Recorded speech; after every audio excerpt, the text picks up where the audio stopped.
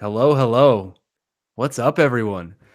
It's been a bit. It is Wednesday, December 26th, 2018, and it is good to see you guys. I hope you all had fun, I guess, over the holidays, sort of watching the world burn over this holiday break because there is a lot to discuss, and we will get to it. Welcome back. This is a special post-Christmas edition of the A-Side Live Chat podcast. Thank you for joining us today.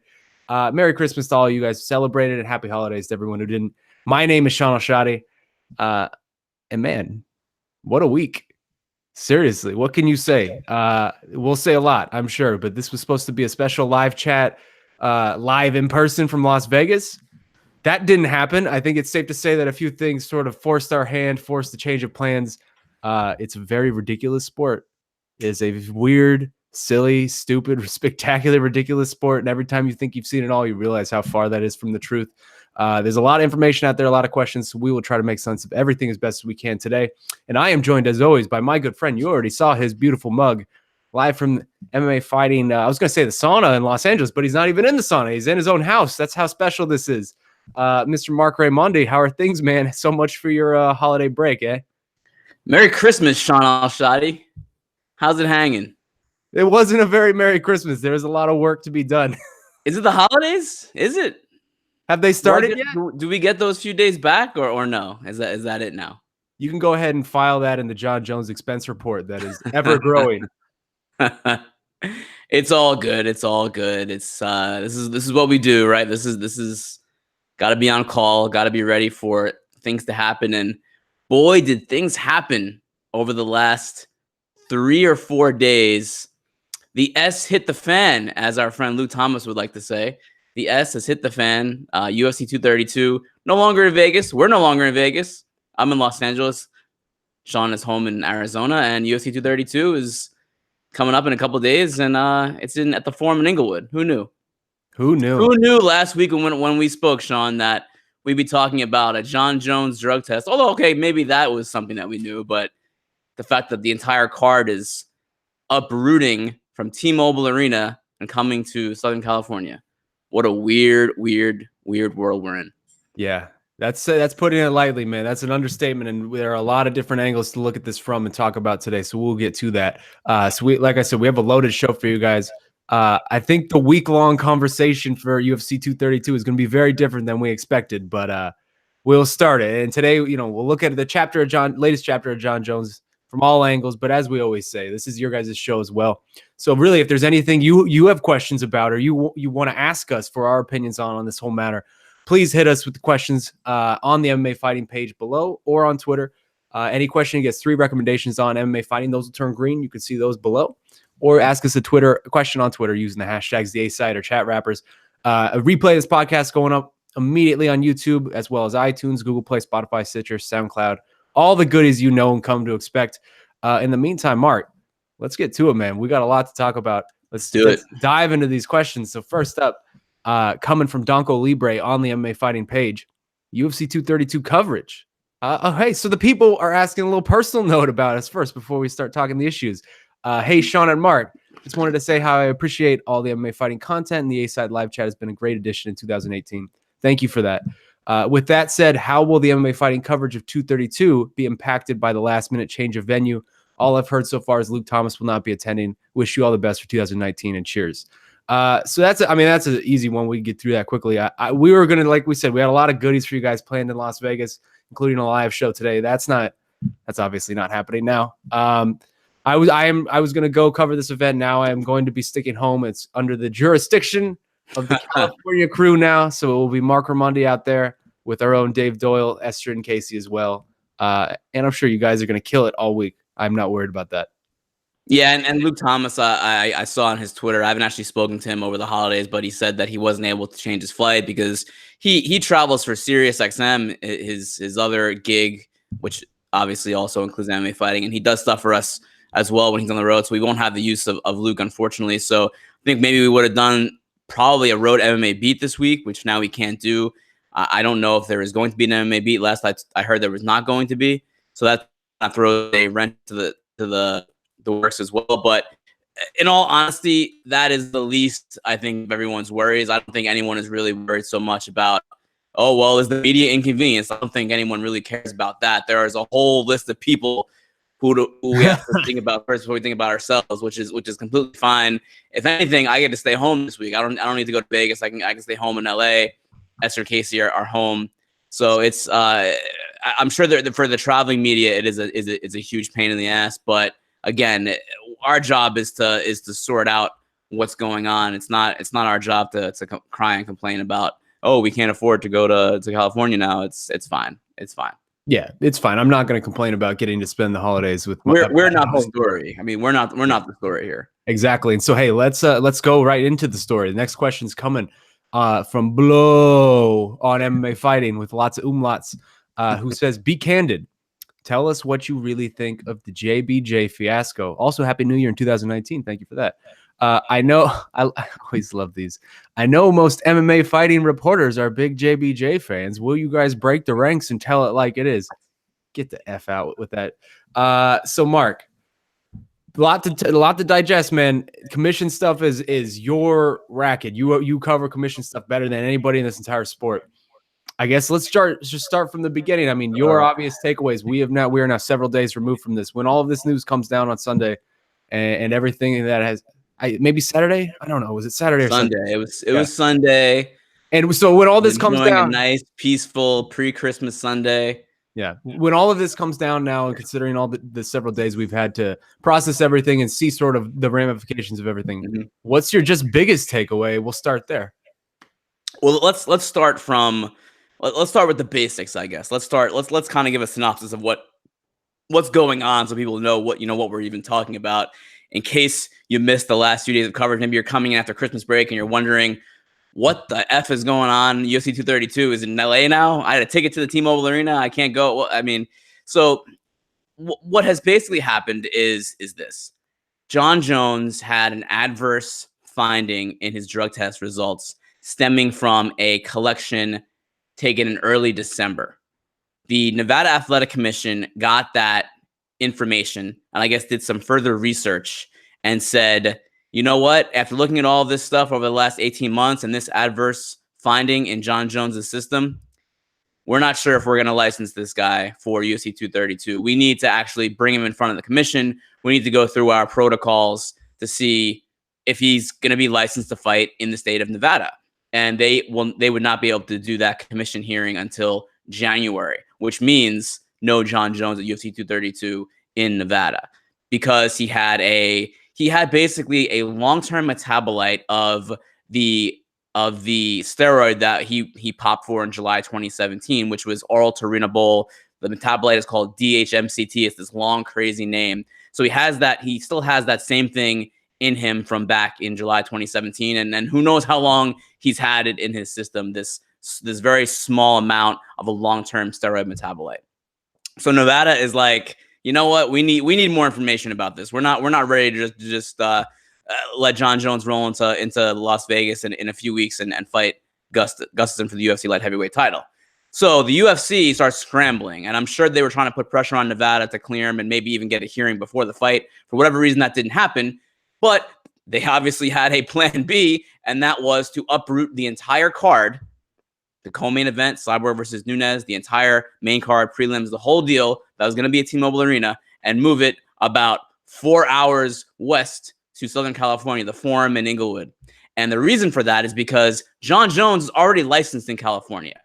I was at the hearing. It was a few weeks ago. He was licensed in California. His original test failure happened in California. They've been through this whole process with Jones, so they have a little bit more information at the ready than maybe Nevada had, because they've already been through it. Jon Jones was with Andy Foster, the CSAC executive officer, a few weeks ago in Sacramento, sitting right next to him, and Foster was advocating for him to get his license back, which it was. So they had all the information. They did their own research with doctors and scientists and the lab director at the WADA accredited lab in Salt Lake City, Daniel Eichner. And according to Andy Foster, all those scientists said this is the same thing that was in his system back then. It's not new. It's not a new ingestion. It's the same thing. It's a metabolite. It could be there for who knows how long, but it's there. He's already been punished for it, and there's no performance-enhancing qualities to it. So USADA, which is the UFC's anti-doping program, they said no sanction. It's not a violation. CSAC said he shouldn't be suspended again. He's already been suspended for this once before. And here we are. The UFC says, okay, cool. Jon Jones is good to go in California. We're going to move this entire card over on 6 days notice and shuttle the fighters there via private jet, I think on Thursday, and cancel all the tickets in T-Mobile Arena, put new tickets on sale today at the Forum in Inglewood. It's I don't even know if any of what I just said made sense, but that seems to be what happens. So that's background. Let's talk about it now because it's a mess, and it's a mess. It is. It's a cluster F. It's a cluster F without swearing. There are so many. I'll just start here because there are so many terrible precedents that are just being set by the actions of the last several days. This is so unprecedented on such a level. I don't know that there's ever been a bigger middle finger from the UFC to fighters, to fans, than this, if I'm being honest. This is just unprecedented on a level that I honestly, like, it's hard to be shocked in this sport. And I feel like we get relatively jaded because of how sort of the system and the setup of the sport, and how the UFC is this big overwhelming force that continually screws over fighters in certain capacities. But this one takes the cake, man. And so let's start there because so many aspects of this are so incongruous with what we've kind of been told and come to learn about commissions and USADA and the way that they handle things. So I'll start here because this feels like such a double fingers to the fans. And I think that is one aspect of this that's kind of being lost. Because when I started my job as an MMA journalist, I didn't realize I was going to have to learn so much science and the nitty gritty of metabolites and staying power with PEDs and things like that. But that's sort of the position we're in. And throughout all of that, I feel like it's been lost that this is such a middle finger to the fans who planned a trip for Las Vegas to be New Year's Eve weekend in Las Vegas. Which is expensive. It is insanely expensive. We travel for the company, so the company pays for it. But I see those bills. Like, I have to book those hotels. I understand how expensive flights are, how expensive hotels are, how expensive UFC tickets are. There are just so many things that go into this. People save their whole entire years to be able to afford, like, hey, I want to go see Jon Jones Gustafsson. The first one was a legendary fight. It was so great. The second one's coming up. Jon Jones is back. I can't wait to go see that. Spend New Year's Eve in Vegas. We'll get real hammered and just have a great time all week. People save their whole years for a situation like this. And now to have it ripped out from under them in a span of less than a week before their trips are ready to start, when the UFC effectively knew about this the test result came back in early December. So UFC knew that something was amiss for several weeks at this point. For them to announce all of this last second over Christmas break, sorry for my French, but it is such a fuck you to the fans in a way that I don't know if it's recoverable. Like, I don't know if this is one you can really make back and make up and get back to people, because there are already uncertainties always in this day and age about UFC cards, and I'm really looking forward to this card, but maybe these fights won't make it or that type of thing. This is just such a different level of just like injecting some level of distrust with the fans, where it's like maybe not even that the fight's going to fall out. It's that we'll just uproot the whole event out from under it because of one person. Yeah, because of one person, whether he did something or didn't, whether Jon Jones is guilty or innocent, moving the entire event because of one person rather than just canceling that fight and postponing that fight and keeping the rest of the card in Las Vegas for all of the people who paid lots of money that they probably don't have in regards to having all this extra spending money. They paid lots of money that they saved up to be able to attend something like this. That is such a fuck you to the fans, to the loyal fans who really were planning to spend New Year's Eve in Las Vegas for this. What's funny is I think that of the people that you want to blame, of the people at fault for this whole disaster, I think Jon Jones is actually low on the list, if that makes any sense. Because Dana White said a few years ago, I'm never going to headline another event with Jon Jones because you just can't trust him. You can't trust Jon Jones. Can't headline an event with Jon Jones. So, of course, Jon Jones comes back. The UFC tries to headline their year-end show with Jon Jones, and look what happens. So Dana White was actually right. Can't trust Jon Jones. There's always something with Jon Jones, but here they are advocating for him, which I don't necessarily 100% disagree with on some levels. I don't know enough about the science. I'm not a scientist. I've reached out to many scientists over the last few days. It's Christmas. I'm having a hard time getting anyone on the phone, but I've reached out to many people, many experts to speak about this so I can have a little bit more understanding of what's going on about this metabolite and all of the kind of the nitty gritty and the details of, is this really true? Can a long-term metabolite, a very small amount of this steroid, be in his system for 17 months? He popped for it in July 2017, still in his system in December 2018. Is that possible? USADA is saying it is, and Andy Foster from CSAC is saying it is. I want to hear it from a scientist myself. So I don't know. I can't speak on that yet. What I can speak on is the UFC uprooted an entire card, pulling out the rug from the paying fans, which really sucks. Like you said, fans traveling from international, from foreign countries, coming in to Las Vegas, have their whole trip planned, like you said, saving up money for the entire year to be in Las Vegas.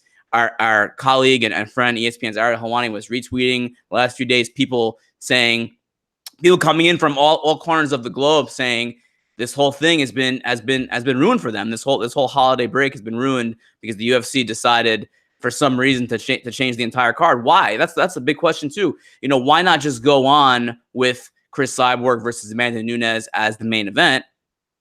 It's still going to do a fairly decent pay-per-view number. It wouldn't do as big as Jon Jones versus Gustafsson, of course it wouldn't, but Cyborg is a fairly decent draw in her own right, and that would do well enough. And then you can wait to do. Yeah. Also, it's an incredibly stacked card. It is. It's a great card. It's not a one-fight card. Like, there are deep absolutely cuts on this card. Like, you could have survived and maybe lost a couple thousand or 100,000 pay-per-view buys, but still kept this card alive.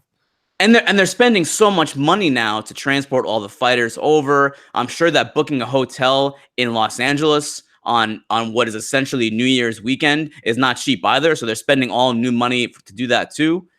For their entire staff, for all the fighters. So they're spending a lot of money. They're losing. I don't know if they're going to lose money net on this change. Maybe they still will make money because the Jones Gustafsson pay-per-view does pretty well. But they're losing money on the gate, no doubt about that. They're losing money on the travel, on the accommodations. They're losing all that money. And the question is why? Why are they doing this? They're in addition to the losing money, they're screwing over their most loyal fans. They're putting the fighters in a really hard position on fight week to have to leave to go to a new city. While cutting weight. They have to do all new medicals. The California and Nevada don't have the same medicals. They have to do all new medicals. The state tax in California is significantly higher than 0, which is the Nevada state tax. Well, yeah, it's just on every level. It seems like why, it's very confusing as to why they would do that. And the only thing that I keep coming back to is, And they're saying, well, it's the right thing to do for Jon Jones. That's the right thing to do for Jon Jones. And maybe it is the right thing to do for Jon Jones. But do you put Jon Jones' needs over the needs of all the thousands of fans, the dozens of fighters, et cetera, the staff, et cetera, et cetera, et cetera? Do you do that, or are they saying, or is the UFC saying, you know what, Nevada, you won't license Jon Jones? Guess what? We're going to take this entire event and move it to a whole new state. Your state doesn't get the revenue over New Year's weekend like you planned. Is that the reason? I don't know. It's all speculation, but I'm just left wondering why. That's really my thing. And then I know I'm talking a lot, but and then also for the California Commission to, and look, I get it. It's not their they put on fights. That's what Andy Foster has said, and he firmly believes that Jon Jones is not an active doper. It's not a new ingestion. And he's told me that, hey, if a promotion says, can we do a fight on this date and it's an open date, I've got to do it. But it feels like commission shopping, does it not? It feels like, well, one commission won't do it, we're going to go to the next commission. And it seems to me that and the Association of Boxing Commission says what Andy Foster is doing, they're okay with. But it seems to me, at least in principle, it seems like that is the very different definition of commission shopping. It seems like, well, Nevada won't do it. We're going to take the show on the road to California. We're going to find a commission that will do it. That to me is what that is. Okay, so you're right on a lot of levels there. So I want to hit a couple things. I'm right on every level, Shaun Al-Shatti. What are you talking about? Let's not get too crazy. I the holidays got you a little hopped up. Let's back it down a tiny bit. But for real, there are a lot of issues there I want to hit. And let's start there at first with the why, because you asked the why. And that's one question I've kind of been going back to and talking to people about is the why. And I think a lot of it comes down to money, right? If we're just coming down to brass tacks, it comes down to money. Now, Dana White, I believe, said they're going to lose about $6 million on the gate by just switching all of the ramifications from switching from Las Vegas to California last second, et cetera, et cetera. I don't know if those numbers are correct because we have no way to know those numbers are correct. You kind of just have to take it at face value. But let's say those numbers are right. They're losing $6 million at the gate. They expect to be able to basically make that back up in pay-per-view. Just by maintaining that Jon Jones is on the card against Alexander Gustafsson as opposed to putting Cyborg Amanda Nunes in the headliner. And maybe they will. I don't know enough about the pay-per-view industry to know whether that's true or false. And hey, the exposure in the press, as sick as it may be to say and stupid as it may be to say, all of this hubbub over the past week, maybe that's good in that regard. And as sad as it is to say that it'll sell more because of all of this, because I mean, I know this weekend I have friends who don't follow the sport that were talking about Jon Jones over the weekend, and by extension, they were talking about UFC 232. So maybe that's something, but regardless, man, never has there been a clearer indication from the UFC that they are very willing to screw over the 99% when it comes to the fighter roster to help the 1%, just in terms of the pure workforce. Because like you said, there are so many issues. The tax rate is one. Fighters who were expected to fight in Las Vegas, who signed a bout agreement to fight in Las Vegas, who signed a contract to fight in Las Vegas, who planned to fight in Las Vegas, who bought accommodations for Las Vegas, et cetera, et cetera. One of the best tax rates in the country, basically not paying any taxes on their paychecks, to now they're moving last second without being consulted, without being asked, without having any sort of discussion, to one of the worst tax rates, which is California. So they're effectively losing 10% or something similar to of all of their paycheck just upfront for the holiday season. Merry Christmas from the UFC.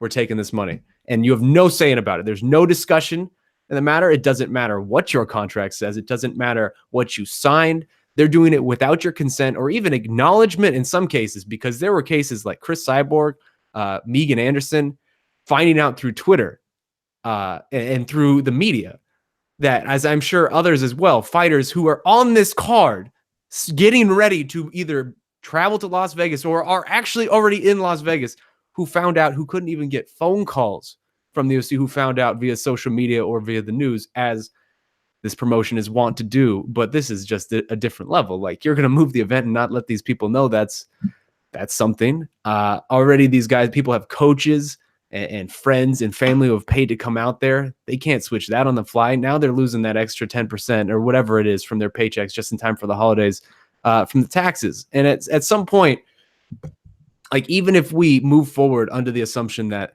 the science is founded, because I had never heard of this sort of science until Saturday or Sunday. I'm sure you hadn't as well. I'm sure a lot of people in the media hadn't. I'm sure the fans hadn't. This is all brand new to us, talking about long-term metabolites for oral turinabol and only oral turinabol, and it changes everything for them and all of this. And it's just, they're dropping it on us, and we're expected to sort of process it. And how it shows up in some tests and not in others. It's and how how it can not show up for 7 tests in a row and then all of a sudden show up in the exact same range that it did in 2007, or 2017. Right. So let's just move forward under the base assumption that, hey, maybe they're telling us the truth, right? Maybe the UFC and USADA are telling us the truth, and this is just something. Jon Jones is very unlucky. Even in that sense, the repeated this simply just the optics of it. It looks like the UFC and USADA making repeated and continual excuses for Jon Jones in a way that they would never, ever make for any other fighters other than maybe a Conor McGregor type of 1%er. Like I'm saying, they're the 99% versus the 1%. You look at so many other cases. Tom Lawler's got 2 years of suspension for 17 picograms of Ostarine. Jon Jones, we're talking about, for Jon Jones, a picogram range of 20 to 60 or 80, I think, something of that effect. The pinch of salt in the swimming pool type of thing. Tom Lawler had 17 picograms. He got 2 years because he didn't have the means that Jon Jones has to be able to fight this and get the support that Jon Jones has. Frank Mir. Frank Mir is another one. And Frank Mir is actually the most damning firsthand account that I sort of read over the weekend from fighters that have been in this situation. It was the same thing. Yeah, he wrote a lengthy post about this on Facebook, and I would recommend you all go and read it, where basically his situation was Frank Mir tested positive for oral turinabol Sounds familiar. Metabolites in similar ranges as Jones in 2016. And he wrote that as he sat in his kitchen and listened to USADA reps vehemently tell him that the Turinabol metabolite they said he tested positive for could only have been ingested within a window of basically a few months. And so they that put the blame on him that this is found its way in your system in the last few months. And he specifically says he asked them if they could go back further into the past and test sort of any supplements that he had taken farther back, or if that there was a long-term ramification of this thing could have been in the system for a long time. And they specifically claimed that it was both impossible for that to happen and that it was unnecessary for them to test those past supplements, and that they were firm in the fact and their basic assertion that just the detection period, which this is ridiculous that we're even talking about detection periods and things like this, but that the detection period was several recent months. And that was it. And that was the only period that could warrant any consideration whatsoever. And literally now, 2 years later, that is the exact same situation we're in now. 2 years later, USADA is taking a completely different approach to Jon Jones and the potential of just long-term detection. They're taking like a complete opposite stance. And maybe their claim, it appears as though hearing Jeff Nowitzki, their claim is that the science is evolving, and so they're evolving with them. But that doesn't change the punishment, man. The punishment Frank Mir was suspended for 2 years late in his career and lost out on some significant prime earning potential. And now he comes back around and we're letting in. There's nothing for Jon Jones, and we're willing to just and we're not only. One thing I would say is that Jon Jones was suspended 15 months for this same thing. Sure. 15 months on a second offense. That inherently of itself is less than somebody like a Tom Lawler would have gotten for a second offense. But not even that. Again, let's say because he provided cooperation in another case, which in and of itself is ridiculous. But again, let's work under the assumption that Jon Jones is innocent and all of the science is correct. I would be so furious if I was Frank or Tom or anyone else who had been negatively affected by this situation or similar ones to see how they handled my case and then contrast it with the fact that they're very willing to literally uproot an entire event and screw over fans, fighters, media, anybody else in the sport just to help out this one person who has already messed up so many other times. Yeah. I mean, it just goes to show too that obviously when you're in the position of Jon Jones where you have real value to the UFC and you have leverage, it's a really good place to be, and you better use it when you have it. Because when you don't have it anymore, fights get moved without your permission, without even your knowledge. You find out on social media. When you're in that position, you better use it. And people criticize people like Tyron Woodley, who's a UFC champion, who tries to use his leverage. This is a perfect example to me of why, if you're a fighter and you have an advantageous position with the UFC, you have to use it while you can, because it doesn't last forever, and then you become just another number when you don't have that leverage. Yeah, man. And there, you got to think there are other factors as well, too. There's just like long-ranging factors, like even beyond this week, because let's, again, work under the assumption that this is true and the explanation given to us by USADA and the UFC is legitimate. How are you able to even trust Jon Jones again? Ever? Just like not even because of not even, let's say he didn't do it, not even because of something he did, just in general because of this and whatever this new science is and everything else that's coming out. Because if this is true, how this could just keep happening? No, plus he has to go before the Nevada Commission next month, and they might suspend him. They might suspend Jon Jones. But what's to stop this from happening a year from now? Maybe the pulsing metabolite comes up a year from now. It could. So how can you even trust this person again to be able to put him in this position? Like he can only fight in California apparently now. That's the only place. I mean, everywhere else may not want him. And man, you mentioned that yourself, and that's a good point, because this is effectively by what Andy Foster and the California State Athletic Commission did this week. And I have immense respect for Andy Foster and the progress he has tried to make in this sport. But he effectively declared war on Nevada in a way that is relatively unprecedented, and at least nothing I have ever seen before in my time in this sport, because Nevada and California, I would say, are the two biggest commissions in the country just in terms of combat sports and probably in the world. Just in terms of the combat sports world, they hold the two biggest on average type of events in those states. California is way bigger, but Nevada gets big events. Yeah, and now for those two entities, bodies, to be at odds with one another over something so important, over something so controversial, and the quickness with which California was willing to accept this, while Nevada wasn't. It's unprecedented for major American commissions to overrule one another on such a large and complicated scale. Like it is like I said, California effectively declared war on Nevada, and I've never seen anything like this. It's going to be interesting to see how it plays out. What's also interesting about this, and we got to get back to the questions eventually, but what's interesting about this is that the UFC is more than likely furious at Nevada. I'm sure Nevada is probably furious at the UFC and California. And guess what Nevada has coming up next month? Disciplinary hearings for Khabib Nurmagomedov and Conor McGregor. Oh, just sitting there on Bob Bennett's desk. So how is this going to play out? Literally, Nevada has the future of Jon Jones, Khabib Nurmagomedov, and Conor McGregor on their desk right now, coming up for hearings. That is really something. I'm sure we're not done talking about this, but let's go to the next question, and we'll try to get to as many as we can. And I imagine there will be at least some carryover, among these questions. This is from Buck42. Hey guys, great job. The show keeps getting better. Keep it up. Could you give me your thoughts on the huge disparity between the fans and the media's opinion of Jon Jones? As it seems like most hardcore fans, see Jones as a dirty, compromised competitor, yet most media frequently refers to him as the greatest, as if his drug history has no impact on his performance. At what point does the media take his offenses seriously and treat him the way cycling treats Armstrong?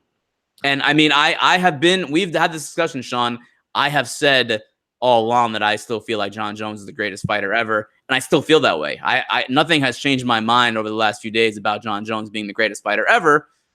And again, I need to wait to talk to real scientists about this. I can't really make a determination either way. I don't know enough. I mean, I'm in a position where I just don't know enough. I'm not a scientist. I'm just a schlubby journalist.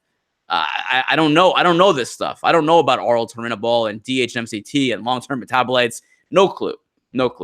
But I'm waiting to make my determination about this case until talking to some experts. But as far as right now stands, I still feel like Jon Jones is the best of all time. Well, you're right about one thing. You are just a schlubby journalist, so I appreciate you putting that out up front. You're always with the transparency, Marc. But you're right. We have had this debate on this show where I don't feel as though Jon Jones can be the GOAT if you have this many instances in a row. And I feel the same about Anderson Silva. And it's a situation where there's smoke, there has to be fire at some point. And this situation at some point, John, I can say this with some certainty. At some point, Jon Jones ingested oral turinabol. I don't know if that was accidentally. I don't know if that was on purpose. I don't know when it was. It could have been years ago, I guess, apparently, according to what USADA and Jeff Nowitzki are saying. I don't know. But he did ingest that at some point. So that is something. But to me, that does not take away necessarily his accomplishments. To me, I think the repeated instances definitely takes away from his accomplishments. He's obviously still young. He can make it up in his career if he manages to go without an incident for let's say 5, 6, 7 years, even though that seems so unlikely at this point. But I do have a question. I mean, just about this question, it seems he asked about treating the media, treating Jon Jones the way that cycling treats Lance Armstrong. I'm not a big follower of cycling, but it seems as though my perspective on the Lance Armstrong thing is that everyone in cycling cheats, and Lance was just sort of the guy who won a lot amongst the cheaters, and so he kind of became the fall guy. Maybe I'm incorrect, and if so, you can correct me on that. So I'm not sure if the two examples correlate really, or can actually be similar. But I don't really understand, I guess, the media criticism as a whole, because when people lump the media as one entity, it's difficult for me to see sort of what they're actually talking about, because I've been critical of Jon Jones. I continue to be critical of Jon Jones. Like we said, we've debated this on this show. Others may have different viewpoints, but I don't know. Like I guess it's hard for me to lump the media all together as one entity who supports. The media Jon is not Jones. just a monolith. There are dozens and sometimes hundreds of people in the media. It's not just a monolith of the media. That is one of the most ridiculous things. I don't know why people still say that. I mean, I certainly know anytime I write a Jon Jones article, it includes 3 or 4 paragraphs of prefacing of all of the various misdeeds that he has gone through. So I don't know about that, but let's keep going. Yeah. Next question from the MMAfighting.com comments from Gussie. Is it possible to end working with USADA?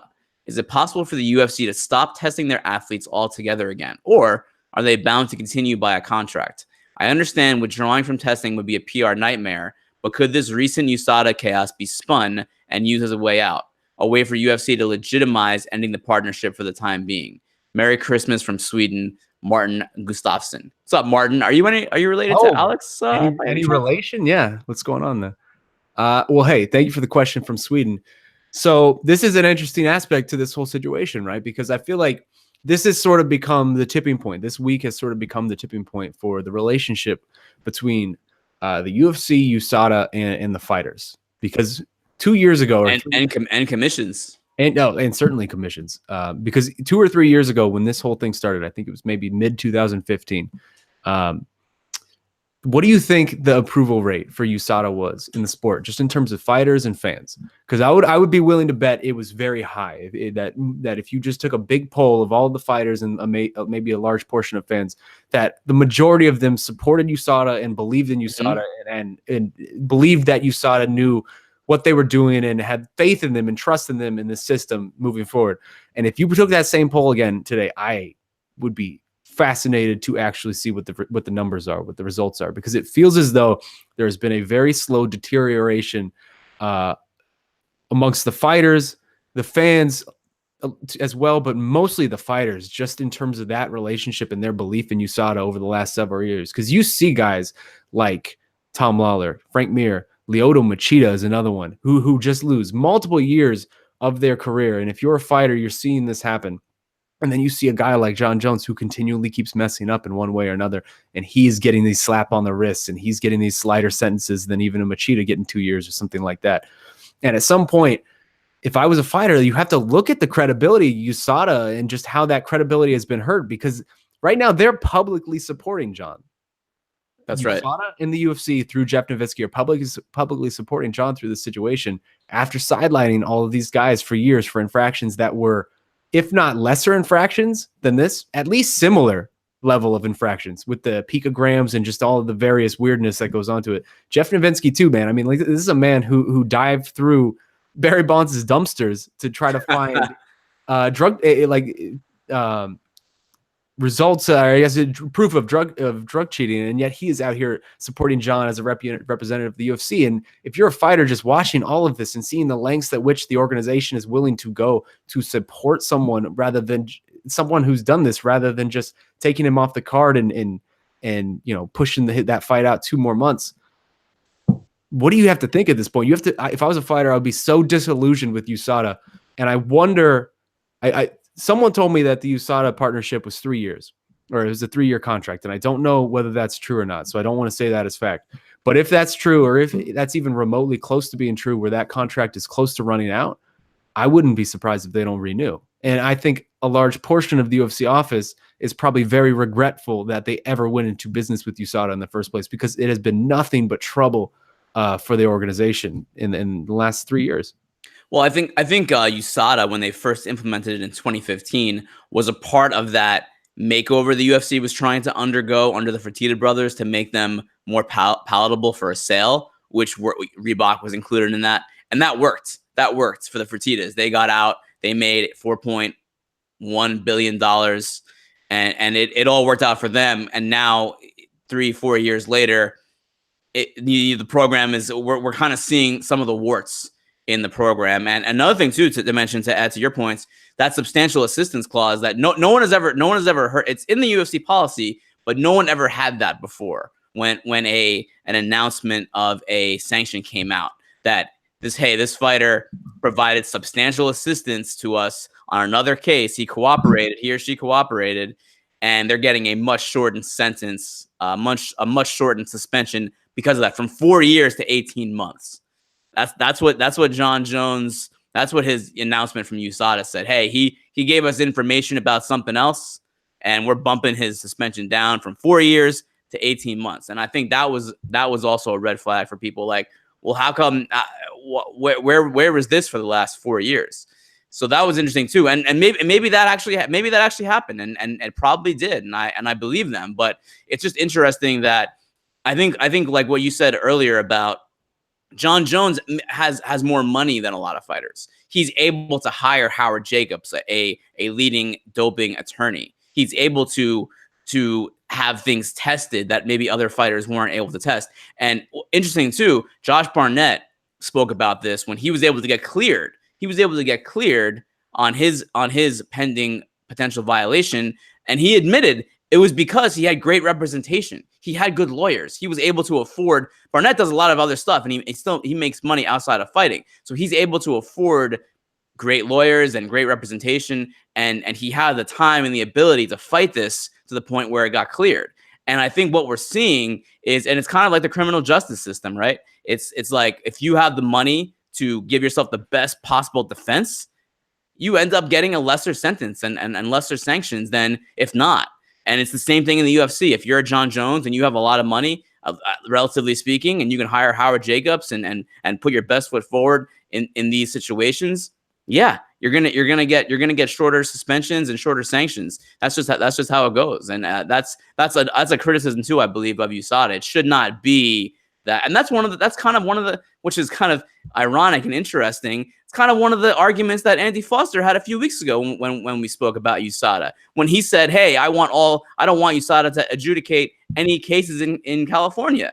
And that's also when Commissioner Martha Shenner-Quidez recommended to Jon Jones, or proposed to Jon Jones, to do VADA testing. And one of the reasons why is because they would rather do the adjudication themselves, not have USADA do it. So it's all very interesting, and it's a little meandering, but this is where we are.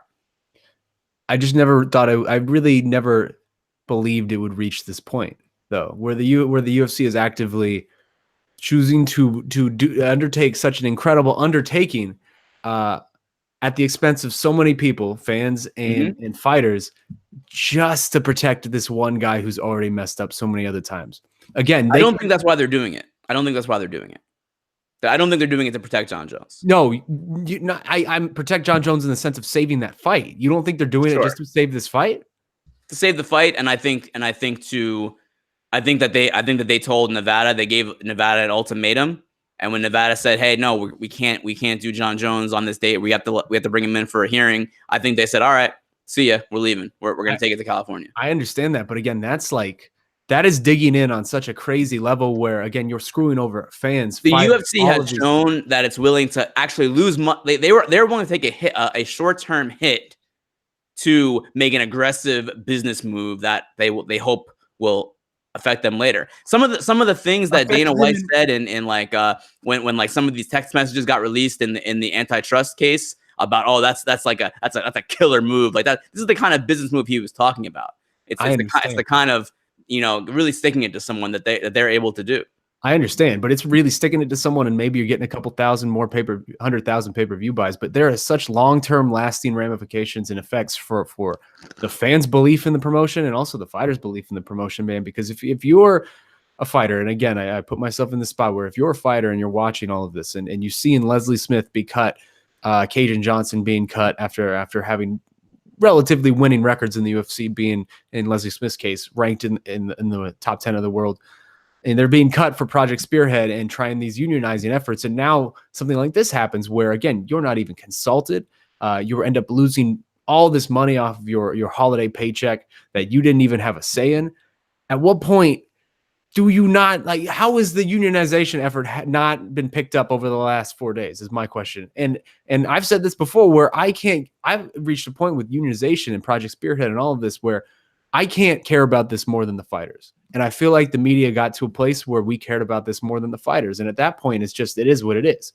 And you can't keep getting upset about it if they don't want to stand up for themselves in that regard. And I understand it's easy for me to say stand up for themselves because I'm not in that spot and I'm not in danger of losing my job if I try to do that. But man, this is what are bout agreements for? Our cameraman Casey always jokes about this, where he says, what are bout agreements for when the UFC can just rip them up and change it at the last second? But this is just such an extreme degree of that, right?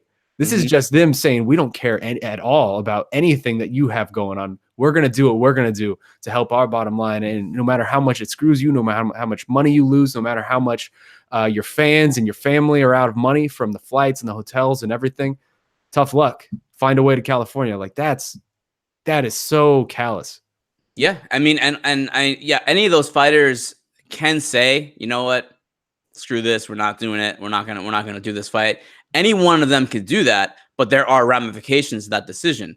Number one being they don't get paid over the holidays. They don't get that expected paycheck. Even though now it's going to be taxed more, it's still money coming in that they wouldn't have if they said, screw this.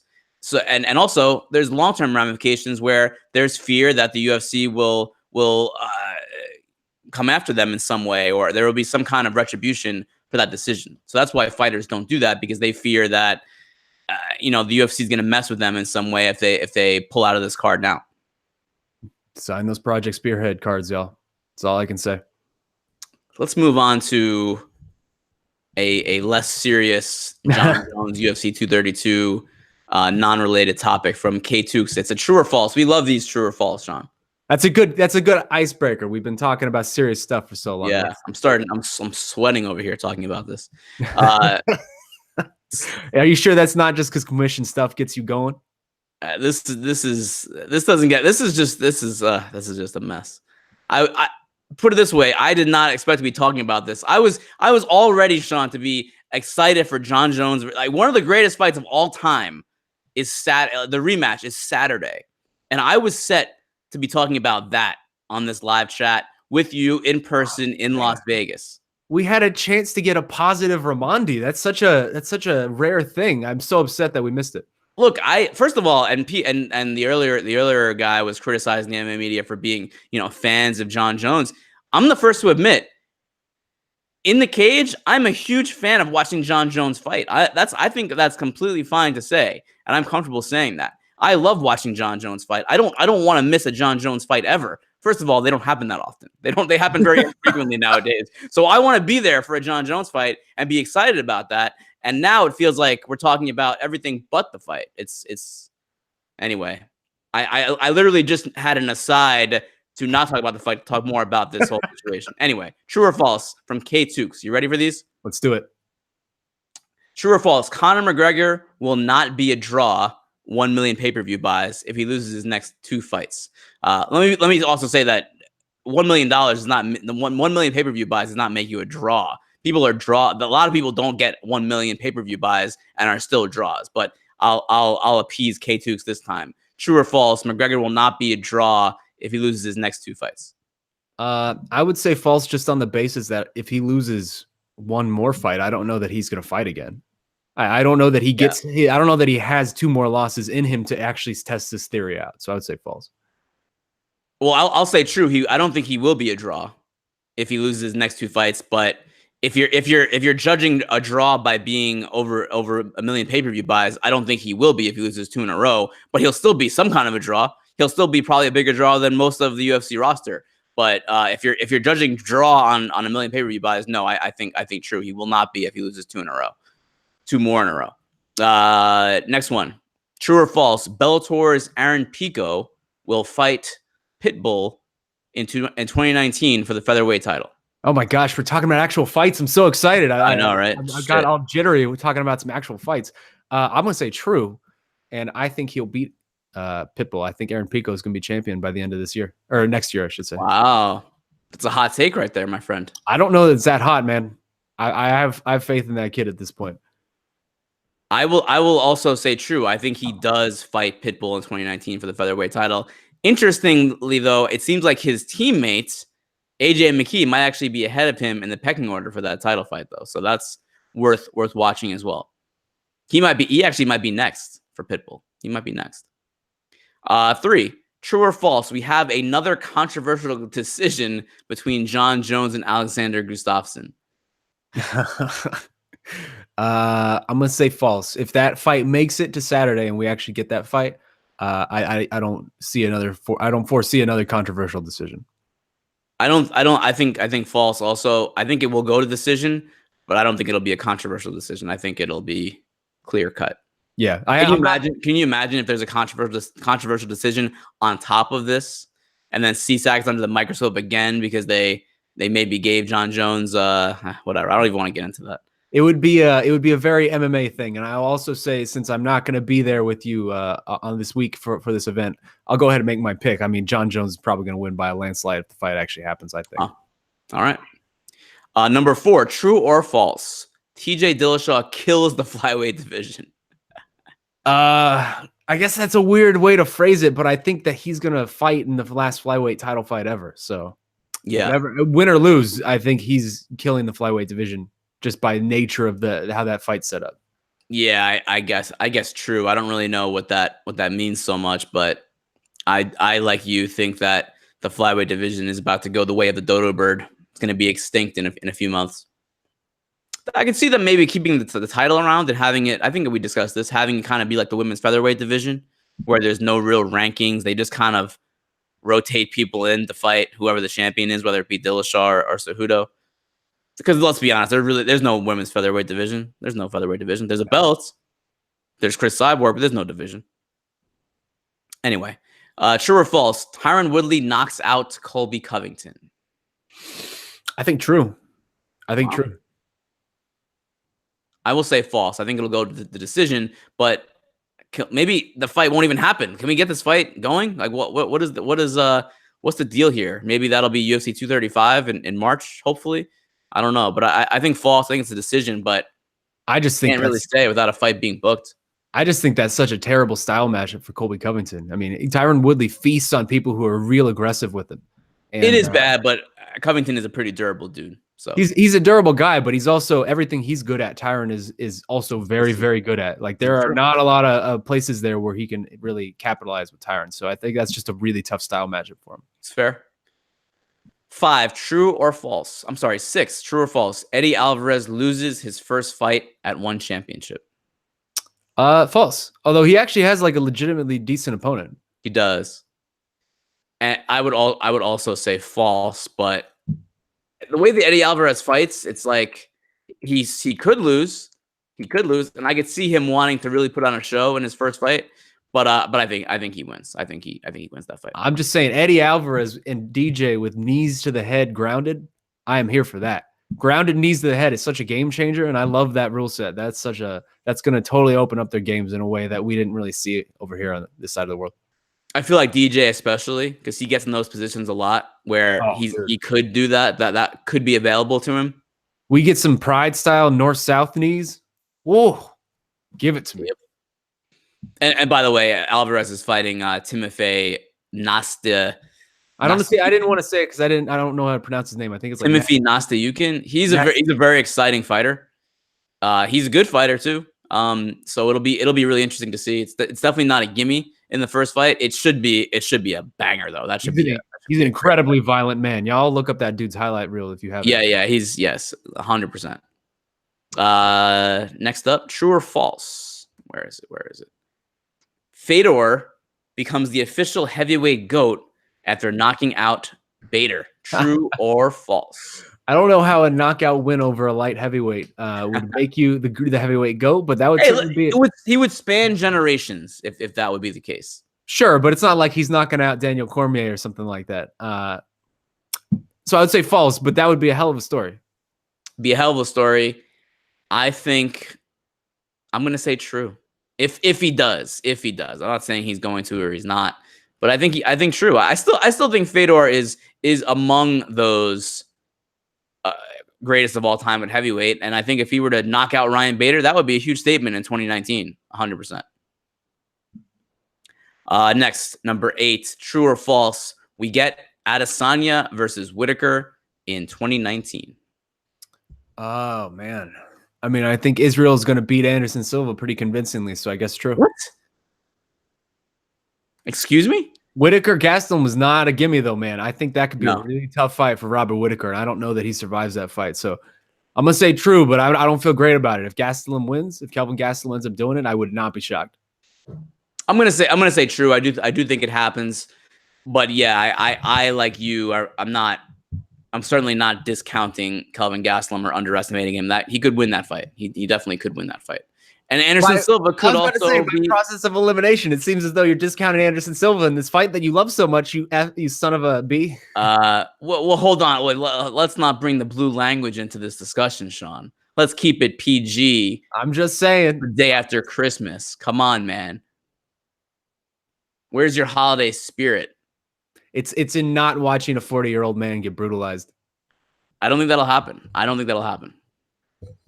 You better hope not. Silva.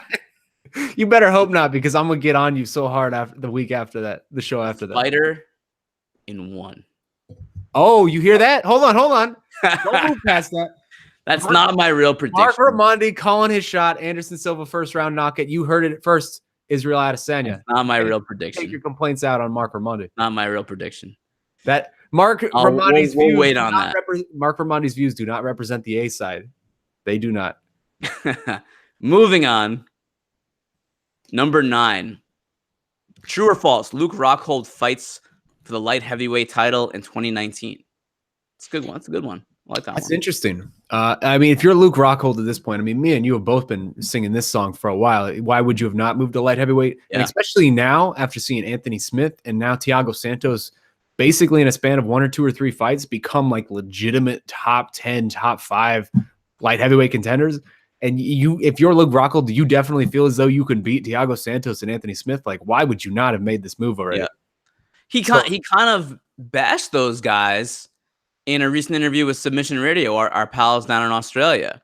Kind of bashed Anthony Smith and Thiago Santos for being, like you said, kind of middle of the road ranked middleweights, but not any kind of title contenders. But my thing is like this, Luke, you had a chance to go up a long time ago. You could have gone up a long time ago. What did you wait for? What are you waiting for?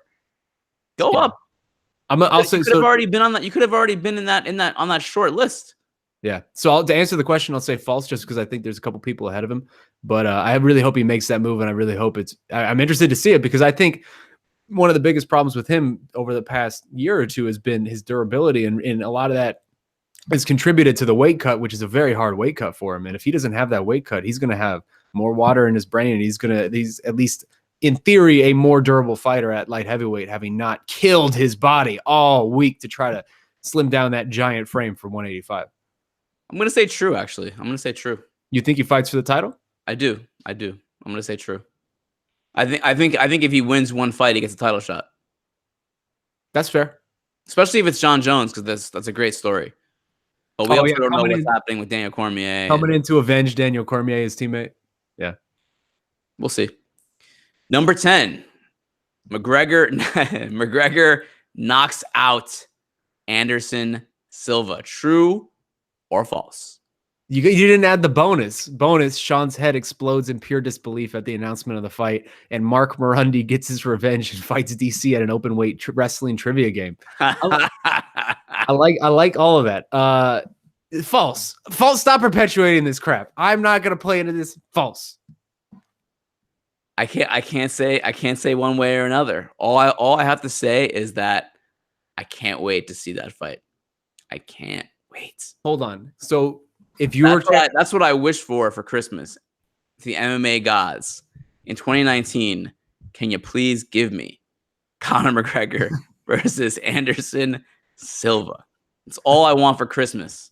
I hope Santa wasn't listening. Let me ask you, it put you on the spot. If you and DC go up against each other, you still believe in Santa, Shaun? I'm not asking a 7-year-old that. That is neither here nor there. It's about marginal, right? When you're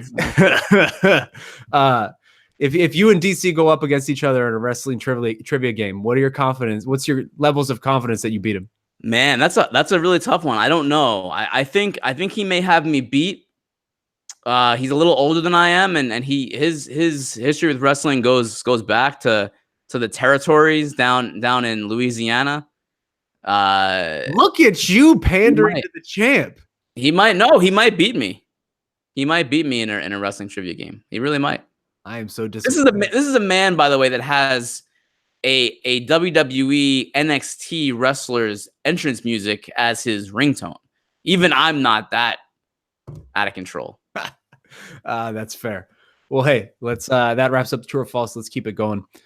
We still got a lot of oh my god, got a lot, man. I just realized how many green questions we have. We're not going to be able to get all these. Let's try to answer these next few Jon Jones, USADA, CSAC, UFC 232 questions with relative quickness. Yeah. So okay, the next one's coming from Lodovic, who asked us several questions. So I'm not sure how you want to summarize these, but can we just do them? Can we do them one by one?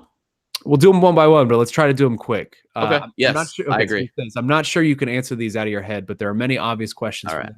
the recent events, and I'd just like to hear your take on them. So first one is Jon Jones says the amount in his system was very small and gives no performance boost. Is that legit? How much Turinabol would be considered a significant amount, and how long after taking that amount would still be detectable?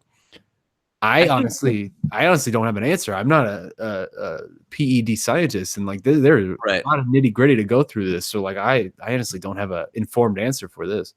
I think the one thing to note, at least according to the people that I've spoken to about this, is that it's a long-term metabolite, and that's a big key. It isn't even so much the amount or the relative smallness of the amount. It's that it's a long-term metabolite. So it's not a short-term thing. It's not active. It's long-term, and that is why I guess it's not performance enhancing according to Andy Foster and Jeff Nowitzki and USADA and then the UFC. They're saying it's a long-term metabolite and it doesn't have any boost in performance because it's been in there for a long time, and it's not that kind of thing. It just shows that Jon Jones ingested this X amount of who knows how long ago. Yeah. Next is did the NAC do the right thing by not licensing Jones? That's an interesting question. In my opinion, they did, because if you're having any kind of stance that we have seen over the last several years of being very anti-PED, if you get a test like this, a test result like this, and you just continue forward with it, that's not a good look, man. That's just so incongruous with what everything has stood for so long at this point. And if something like that came out after the fact, the outrage would be incredible. If people found out that the commission and the UFC and USADA knew Jon Jones had a adverse finding in his test a week before or a couple weeks before this fight, and then nothing was made out of it, that would be a gigantic story. I think they're being consistent, because this is kind of similar to what happened with Canelo Alvarez. Consistent. That's a good word. I was trying to I think they're being consistent. It's hard to say if they're right or wrong, but I don't mind them exercising caution in these cases. Look, the best thing you could do, and we've been saying it for over an hour, is to get more information. And for some reason they were not able to get enough information in 3 weeks to feel comfortable about licensing him for this fight. So that is, I don't mind that at all. I think that for them, I think that they're doing what they feel is right, and I have a hard time finding fault with that. You skipped one. Oh, did I? Yeah. Are there other cases? Oh, you're right. Are there other cases for athletes to have multiple negative tests and then a positive one without taking the substance again? So Jeff Nowitzki has cited a few of these cases. Do you know those cases off the top of your head? Because I do not. There was a basketball player. I feel like, was it a college basketball player that had a similar circumstance, but I believe he was suspended until that thing was out of his system. I'm looking it up now, but I believe that was the story. Okay, so while you're doing that, I'm gonna go to the next one. Yeah. Can the UFC just move an event without re-signing a new deal with all the fighters? What about the different taxes between the two states? Is that another opportunity for Michael Chies's lawyers? Oh my God. I like the end of that. The UFC can effectively do whatever they want, as we've seen. I mean, these contracts are very one-sided. The bout agreements are very one-sided, and they do not favor the fighter whatsoever. It really is a system. It feels as though it's a system similar to football, in a sense where you see sports like basketball and baseball, guys sign a 10-year contract, and they're guaranteed to get that money for 10 years, and they can't do it. Owners can't do anything about it. The UFC is very much like a football thing, where in football, in the NFL, if you sign a 5-year contract, 1 year into that contract, you get hurt, they can just rip up that contract and let you go. And the UFC has a similar sort of system where they can just rip up your contract at any point and change it in any way they want, and you just kind of got to take it, unfortunately. Yeah, I found the story. It's actually from earlier this year. It's from it's a college basketball player for Arizona, your neck of the woods, Alonzo Trier, who was reinstated. Story from ABC 15 down around your ways. Arizona Wildcat star junior Alonzo Trier has been cleared to return to the court after being declared ineligible by the NCAA 1 week ago for failing a drug test. Trier was ruled ineligible by the NCAA on Thursday, February 22nd, after testing positive for a banned substance. According to UA, that substance was the same substance found in Trier's body in 2016, 2 years earlier, which caused him to miss the first half of the 2016-2017 college basketball season. UA immediately appealed the NCAA's decision last week. So it's a similar case where this was something that he was suspended for in 2016, and the same thing was hanging around in his system earlier this year in 2018, and the NCAA suspended him again, but he was reinstated. New York Knicks legend Alonzo Trier. Is he on the Knicks now? Yeah, he's on the Knicks, and he was an undrafted rookie, and he's killing it. How do I not know that? That's terrible, man. He's killing it. Far removed from my Knicks fandom. He's surprising a lot of people. So then last question on this, what about all the fans that booked their accommodation for Vegas? I believe when buying tickets, it explicitly says the main event might change. But does that apply to the location as well? Could fans who bought the ticket successfully sue the UFC? And that's a good question. I don't have an answer for that question. They can't sue the UFC because, first of all, they're getting a refund for the tickets. They're getting refunded the tickets. Okay. And the travel accommodations, and again, it sucks a lot. Like I feel horrible for those people who, like we said earlier, save all year to go to the UFC's year-end show, which is always a big one in Las Vegas, New Year's Eve in Las Vegas, that whole weekend. I don't think you can sue them because, look, every freaking thing says card subject to change, and that could mean anything. That's a very broad statement to make, that including being canceled or moved to another state. So I don't think there's any grounds to sue. No. All right. So how do you want to do these next ones? Do you want to just move to Twitter? Because we are running out of time and we still got a lot left on both sides. Yeah, let's well, we have a BJ Penn versus Ryan Hall question from Eduardo Bueno. You want to jump ahead to that? Yeah, because the rest of the stuff is Jones stuff we've already covered. No one cares. No offense, Certain. No one cares if we celebrate Christmas or what gift we got. Hey, I will say that a gentleman is asking us, what was your favorite gift at Christmas? I asked for a Nintendo Switch. I got a Nintendo Switch. I asked for the new Super Smash Brothers. I got it. So if any of you trying to get your ass beat in Smash Brothers, hit me. Come at me. I'm accepting all challenges. I have no idea what you just said, but all right. Let's do it. Let's do the BJ Penn Ryan Hall question. I got a lump of coal in my stocking, Shaun. Well, that's the least surprising thing I've ever heard. Lump of coal. Eduardo Bueno, BJ Penn versus Ryan Hall. This fight is totally under the radar, being the opener of the FS1 prelims, which is kind of crazy that BJ Penn is the opener of the FS1 prelims. Anyway, Penn is a massive underdog, and I believe he is the biggest underdog on the whole card. How do you guys see this fight going down? Is it really the end for BJ Penn? Good luck during this insane week. I hope it's the end for BJ Penn. I really do. I mean, you said it right there. It's bizarre that that's sort of where we've gotten with him, where he's the opener of the FS1 prelims and he's just another guy. Because when my first event I ever covered for MMA fighting was BJ Penn at UFC on Fox 5. He was fighting Rory McDonald. And even at that point, he had lost a bunch in a row, and he wasn't BJ Penn, the BJ Penn of old. But even at that point, he was BJ Penn. Like when he was in the room, you could tell he was holding court. He was a legend. And to see sort of where he's at now, it's unfortunate, man. It's the sad reality of combat sports just playing out in front of our eyes. But the Ryan Hall fight, I mean, I've said from the beginning, if you need to keep booking BJ Penn and he just really wants to fight and you need to give him a fight, Ryan Hall is as good of an opponent as you could give him just in terms of style matchup.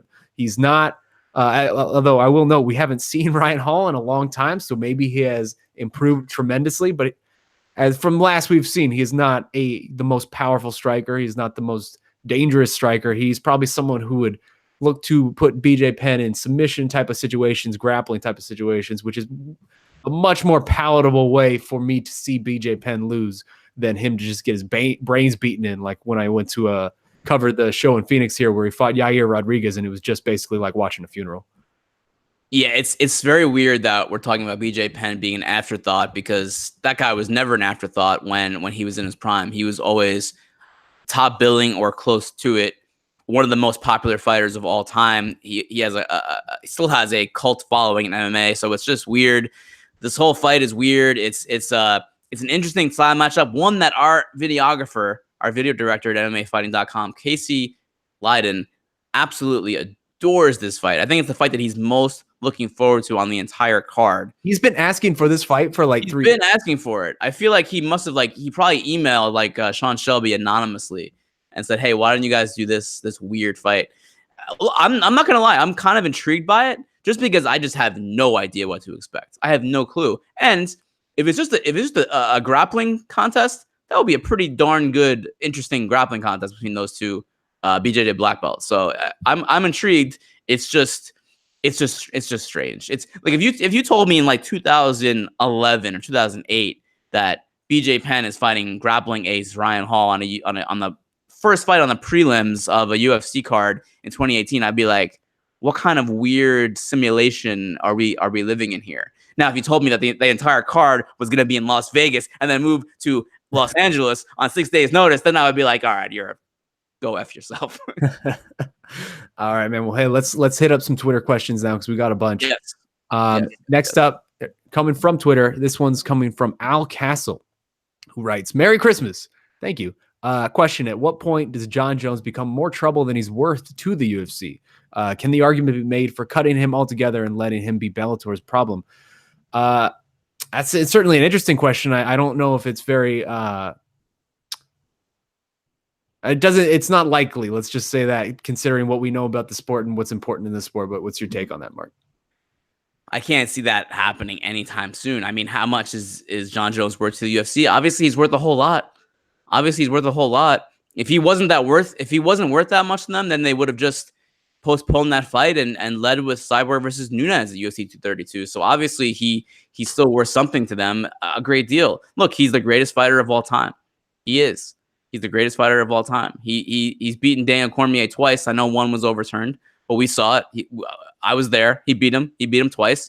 And he's still a guy that draws money. And in 2018, going into 2019, having someone like that, where, by the way, we don't know what's next for Conor McGregor. We have no clue when he's coming back. We don't know what's happening with Khabib Nurmagomedov. Both of them are facing suspensions from the Nevada Athletic Commission. Well, Jon Jones is also facing that suspension, I guess, too, from the Nevada Commission. But in 2019 and moving forward, the UFC still needs draws. They still need people to put on pay-per-view to make the money. So Jon Jones is probably worth. By the way, Jon Jones is probably more famous now than he ever was. He's probably more famous now than he ever was. So I think that he still has a great deal of value, and there's just no way in hell they would ever release that man and have him and have Bellator pick him up. There's just no way in hell that would happen. That's just crazy. That's crazy. He's worth a lot still. With all the BS, he's still worth a lot. They're still going to make money this week, probably, even despite all this stuff. I can feel the collective head of thousands upon thousands of MMA fans exploding as you continue to call him the greatest fighter of all time. I can just feel it. He's the greatest fighter of all time. I disagree with you, but I can just feel their frustration bubbling up as you repeat. Whatever. GSP. Jon Jones is the greatest fighter. Jon Jones is the greatest fighter I've ever seen. Okay, I've never seen a better fighter. That's fair. I agree with that. I've never seen a better fighter. That's different. That's a different argument, though. Okay. Those are different classifications. GSP is probably the GOAT. Okay. Moving on. The biggest problem we ever had with GSP was the greasing accusation, and then the weird back and forth he had with Johnny Hendricks in the UFC, where the UFC basically called him out for wanting to increase drug testing. Like, you can't. It's hard to put a lot on GSP. Jon Jones, the greatest fighter I've ever seen. I can just feel the heads exploding. What's next? I don't care. From Twitter, I need to kind of sort through these Jon Jones questions and make sure we haven't answered them already. Jake Dunand is asking if the Nevada Commission rules that Jones violated for a third time for a banned substance, what would the punishment be? I have no idea. It would be substantial. It would be very substantial. You'd imagine it would be substantial. I mean, they tried suspending Nick Diaz 5 years for weed for three marijuana failures. So I imagine it would. It would be a lot, but who knows? I mean, who the hell knows? I mean, these commission members are people too, and you gotta expect that at some point, especially now with how this whole thing is played out and them losing the fight to California, and the fight's still going on, that they are not happy. and that they may have a bone to pick with Jon Jones next month. So who knows, man? Can you imagine if Jon Jones wins the belt this week and then gets suspended by Nevada and has to vacate it once again? I mean, that's possible. That's in play. Like, that's in play. That's not a crazy thought. No, it's not. No, it's not at all. It's not at all. Well, I mean, it's possible that now I don't know how it works because he doesn't have a license in Nevada. So technically they can't really suspend him, I guess, because he's not licensed there. They can say they're not going to license him, but he's still licensed in California. I'm not sure how that would work, honestly. That's something to try to figure out to know before January what would happen at that hearing. But if he's suspended in Nevada, California will not let him fight. Yeah. But he has to be suspended.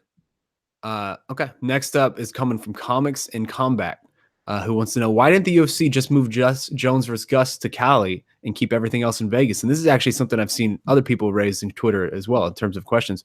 A boxing pay-per-view has an undercard and a main broadcast from different locations all the time. Maybe celebrity music show before main event time at both venues. Easy damage control. That's a valid question, Marc. I mean, that'd be something relatively unprecedented for the UFC. They've never sort of split the event like that, where it's in two different locations. But this whole thing is relatively unprecedented for the UFC, and they've never moved an event 6 days before it to help a drug testing situation. So, what's your take? I mean, I think on paper it sounds kind of cool, but I think logistically it might be really hard for their staff to be in both places. The UFC doesn't have an enormous staff for these fight night events, and I think logistically it would be very difficult. Although in principle and on paper it sounds pretty cool. I don't know how we would cover that. I mean, it would be weird to try to cover that for us. But again, we're the last of anyone's problems. But I mean, I don't know. It certainly would have been an elegant solution to an inelegant problem, where at least you're covering all the bases of the people who are coming to Las Vegas.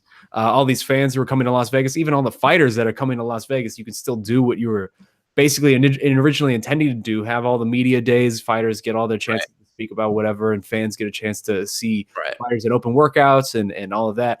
And then on fight night, you still see a card of 12, 11, 13 fights, and then main event, you just watched it on the big Jumbotron. That certainly would have been one solution. But no, again,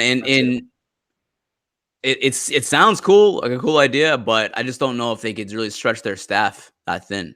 I mean, they do 2 events in 2 day type of things all the time in different locations. So. That is very true. They would need to bring in those are usually international events. Yeah. So they would probably need to bring in like some international staff, which, I mean, hey, they're doing this, so they obviously have the means to make some crazy moves on short notice. So I will say too, one thing I forgot to mention earlier when we were talking about this at the top of the show is one thing that's been, I guess, most upsetting to me is seeing all of the fans. As you said, a lot of fans have spoken to us and others on social media just about their own experiences of how this is affecting them. And it seems as though the UFC is basically enacting something where if you had a ticket for Las Vegas, you now have like a 2-hour, 3-hour window to buy a ticket early for about 30 minutes. Yep. For California. A lot of people are on flights during that, and they cannot utilize that window. So all of this is just so poorly managed. It's rough, man. It's rough. Heading back to the Twitter comments, back to Jake Dunand. If Cyborg beats Nunes, this is actually a really good question. Who does she fight next? It seems like she will have fought every woman who will fight her at 145 that poses any possible threat. Appreciate it, gentlemen. Thanks, Jake. What do you think, Shaun? Who does Cyborg fight next? Cyborg beats Nunes. Who the heck does she get next? So you got to think Megan Anderson versus Kat Zingano is also on this card, which is actually happening. There is a fight card on Saturday. It's a very good one. There's a lot of good fights. But the Megan Anderson versus Kat Zingano is happening on that card, and that's sort of a glorified backup / #1 contender fight. So I would imagine that if Kat Zingano is able to get past Megan Anderson, she's probably next up in line. Unless Holly Holm wants it. It feels as though Holly Holm is always sort of there floating as a #1 contender in 2 different divisions. So we'll see. It seems like Holly Holm is going back to 135. Yeah. Although she literally is the top contender in both divisions. Yeah, I think Katzengano would be the person, and maybe even Megan Anderson. I could see her getting that shot. There's just no one at 145. And I spoke to Megan Anderson last week about this, and she's upset because there's just no one in her division. It's really just Cyborg and her as true 145ers. It's so bad that the fighters from Tough 28 who were there to fill out the division at featherweight are now all going down to 135. The winner, Macy Chiasson, she won Tough 28 at 145 pounds. She's fighting at 135. So what was the point? What are we doing? I feel like we see this often with toughs. Like we've had heavyweight seasons where all the heavyweights move down to light heavyweight or middleweight. It's just it is what it is. Let's keep it going. Those actually have divisions in the UFC. There's no featherweight. There's nobody there. Sure. Next up, coming from Trey on Twitter, who's at Maze Flare Sword. Quick question for Marc. Marc, is 2019 the make or break it year for you? Are you officially coming out as Marundi? All caps like Walter, and please the masses. Yes. Considering it. I'm considering coming out of the closet as Marundi this year. Next year, I should say. If you go full Walter and just do all caps Marundi, one name like Cher or whoever else, I'm all. That's a Japanese style. That's a Japanese like stylization, and I'll be in Japan from January 2nd to January 11th. I'll be on vacation. By the way, anyone going to Tokyo, hit me up. Let me know if you're there for Wrestle Kingdom or for Ryzen or for whatever you're there for. I will be there for the first few weeks in January. Would be cool to hang out, grab a sake or whatever, some ramen, whatever. But I'll be there. I'm just saying, if you come back on January 12th and you tell me that your name is all caps Marundi, I'm so in. I am all in. Yeah. I support you. We'll get more views on the A side if I do that. What's that? You think we'll get more views on the A side if I'm just Marundi in all caps, stylized? I think so. I think really, honestly, I feel like you should take one for the team on this. That's possible. I'll consider it. Let's hit one more and then we'll do the promo and get out of here. All right. From Natraj Kavariani. This will be our final question and final Jon Jones UFC 232 question. How exactly can you compel a fighter to enter a voluntary drug testing program? What kind of oxymoronic world are we living in? Now, of all the things that happened over the last 4 days, that is nowhere near the top of the list of weird things. So what he's talking about is if CSAC is going to let this fight happen on Saturday at the Forum, the one thing they wanted from Jon Jones is to enroll in VADA testing, which is the Voluntary Anti-Doping Agency. It's a separate body from USADA. There's no relationship between VADA and the UFC. And all they do is they test the fighters, using the WADA method in WADA labs, and they just give the results to the Athletic Commission. That's it. There's no USADA intermediary. They just give it right to the Athletic Commission, and then the commission decides how to sanction or not to sanction said fighter. So that is what CSAC wanted from Jones. If you remember, that's something that they proposed to Jones back at his hearing a few weeks ago. So I guess they felt, and look, I agree, it should be voluntary. And initially he said no to this, but I don't blame CSAC in this situation because, hey, look, they're doing the UFC and Jon Jones a big solid. They're doing a huge solid to the UFC and Jon Jones. So if they want that one small thing and maybe get some more information about his drug testing that comes to them directly, not just through USADA, I don't mind that. Although yes, in theory, the whole idea of a voluntary anti-doping program being a requirement seems a bit silly. But hey, again, not even on the top 10 list of silliness the last few days. I mean, silly is the right word. It's another example it's a further example, I guess, of the sort of commission shopping that happened here. I mean, California was willing to accept the fight that Nevada wasn't, but to accept it, you have to accept this one condition. Like, I just don't like that. That inherently sits wrong with me on a lot of levels, and it sets a very bad precedent. I understand generally like what Andy Foster wanted to do, especially with the VADA testing, which is what we're talking about here, but it sets a lot of dangerous precedents, man. Yeah, the whole thing is just a mess. Again, I said it earlier, but it's basically California declared war on Nevada in terms of commissions, and it's just like I've never seen that happen. Should be interesting. Well, hey, see what the future brings for that situation. It's fun that we close on such a positive note. Let's do the promo, and then we'll get out of here. Do you want to go first, or do you want me to go first? I'll go first. I always go first because mine are usually not as good as yours. So here I am. You're usually very poignant, Shaun, and I don't want to. I'll be honest. I don't want to follow that. All right, well, let's close 2000. A little insecure about my promos because I just don't do any preparation for them. So, and you're the pro wrestling Mark. So there we go. So let's close 2018 the right way, Mark. Floor is yours. Okay, I'm just gonna keep this one short. I just want to extend a thank you to some of the fighters who have come out on Twitter expressing an actual want and desire to do a media day. That's awesome. And I'm talking about fighters like Michael Chiesa and Megan Anderson. That is very much appreciated for people who want to do that and go that extra step, because on the initial schedule, when the fights were going to be in Las Vegas, there was a media day scheduled on Thursday in Las Vegas at Red Rock. Of course, with the new change and the fights being in Los Angeles and the fighters being shuttled from Vegas to Los Angeles on Thursday, the media day was canceled and they were only going to do a press conference with Jon Jones, Alexander Gustafsson, Cris Cyborg, and Nunes. But some fighters have taken it upon themselves and expressed the desire, and I'm talking about Anderson and Chiesa and others, to actually talk to the media on Thursday.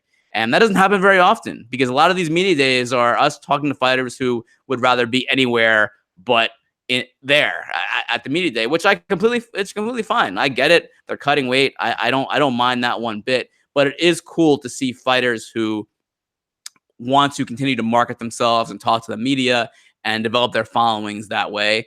And anywhere that Megan Anderson and Michael Chiesa are going to be tomorrow doing interviews, MMAfighting.com will be there to interview them on video. So I'm looking forward to that. And yeah, I just want to say thanks. And I think those fighters really get it. And again, I'm not saying the fighters who don't want to do it are bad or wrong, because it's much more important to cut the weight, make the weight, have a good fight than it is talking to us. But if you want to do a little bit extra and get your name out there more and give your opinion on things, I think it's a great idea, and I'm thankful that we're able to talk to those fighters. Well said. And I think a lot of those fighters, both Megan and Michael Chiesa and whoever else joins, I think they have a lot to say.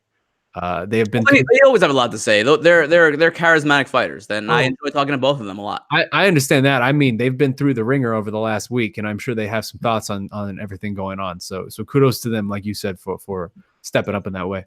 I'll look. We have talked so much about all of this negativity, well-deserved, well-earned negativity on this show. I'm going to close 2018 for us with a little bit of positivity, and so I want to do that by, in the spirit of the holidays, I feel like it is my responsibility to sort of shine a light on a nice, happy story for this week, at least in some small capacity. And to that, I look to Cris Cyborg, because Cris Cyborg is consistently, at least in my opinion, and I feel you probably feel similar, Mark, one of the most underappreciated fighters in the sport, just simply in terms of the impact that she makes outside of the cage with various charities and causes that she champions and supporting various causes and things like that. And she is doing it once again for UFC 232.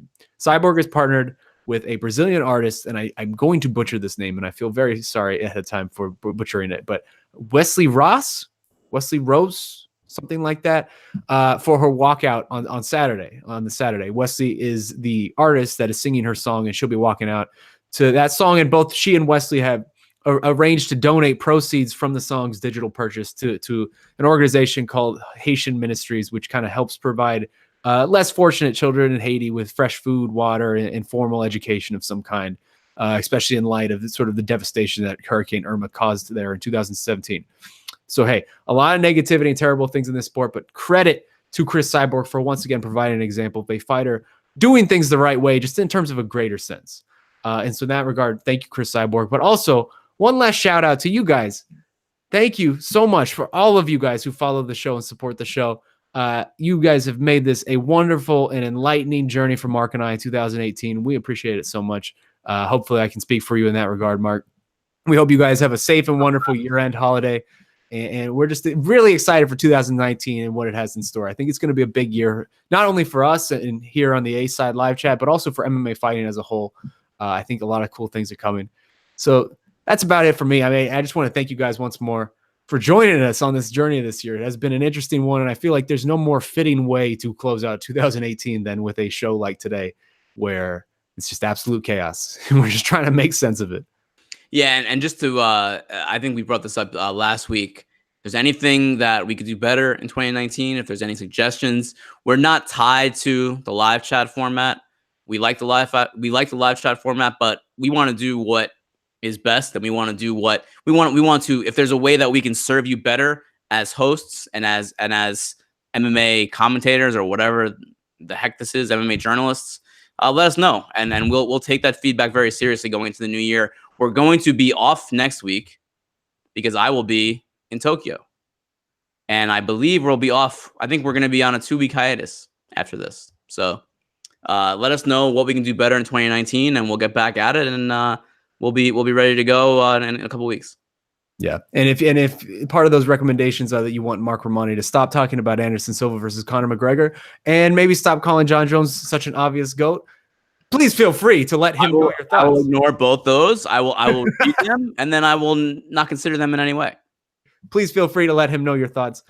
In the meantime, once again, if the suggestions are more pro wrestling talk, I'm willing to listen to those. I'm willing to consider that.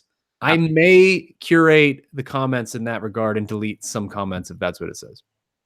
I want them to my email. Send me an email. You want more pro wrestling talk on the A side? Send me an email. marc.raimondi@sbnation.com. That's S for Sam, B for all right. Okay. Let's get out of here. Thank you so much again, guys. We love and appreciate all of you. Have a wonderful, safe New Year holiday. Hopefully some fights happen on Saturday and they're at least fun and we could talk about them in some way, and it's provides some levity to a very otherwise ridiculous situation that has been going on. But hey, for myself, my name is Shaun Al-Shatti. That is Marc Raimondi, and this has been the A-Side Live Chat Podcast. Have a wonderful rest of 2018, and we will see you in 2019. Happy holidays.